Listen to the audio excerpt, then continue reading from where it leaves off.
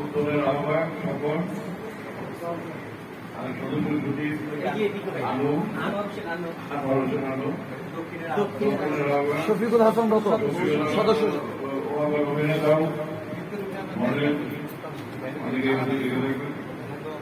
আর গণবার্তা দুই বলেন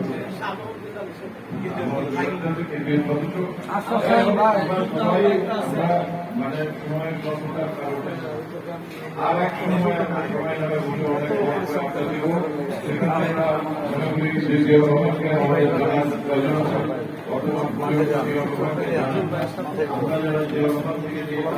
পর্যন্ত জানি আমরা সেখানে তাদেরকে নিয়ে আলোচনা করলে আপনাদের রাজনীতি সমৃদ্ধ হবে আপনারা আরো বেশি বেশি এই বিষয়ে বিশিষ্ট নেতৃত্ব বেরিয়ে আসে তো আসলে দুর্যোগপূর্ণ আবহাওয়ার জন্য আমাদের এই প্রোগ্রামটাকে এই পর্যায়ে আমি মনে করি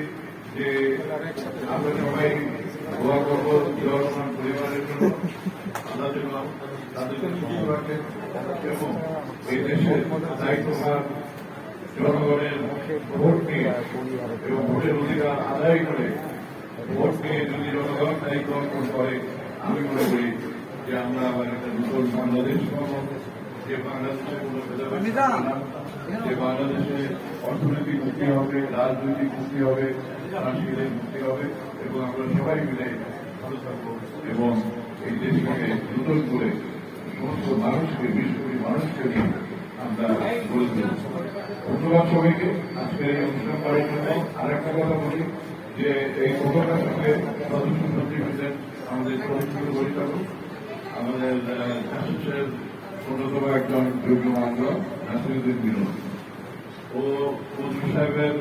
দিদি তকদিরের আহ্বান তার শারীরিক অসুস্থতার কারণে সেখানে তাকে অনেকটা সময় দিতে হচ্ছে এই কারণে অত্যন্ত পরিশ্রম করেছে কুকুর ভাই এবং বিনোদ তাই আমি এই অনুষ্ঠানটা তারা যেহেতু করেছে আমি তাদের সঙ্গে সঙ্গে ছিলাম দেখেছি তাই তাদেরকে অভিনন্দন এবং ধন্যবাদ জ্ঞাপন করে আজকে এবং সেই সঙ্গে আমাদের এই এপিসির যে কর্মচারী একটা ইউনিয়ন আছে সেখানে হান্না আর সাইড এরা দুজন এই চারজন বিশেষ করে ধন্যবাদ আমার তরফ থেকে এবং আপনারা ভালো থাকেন এবং নাসিরুদ্দিন মিলন হচ্ছে সদস্য যেগুলো যদি হলে বলে হ্যাঁ যুগ্ম আহ্বায়ক বলছে যেন আমরা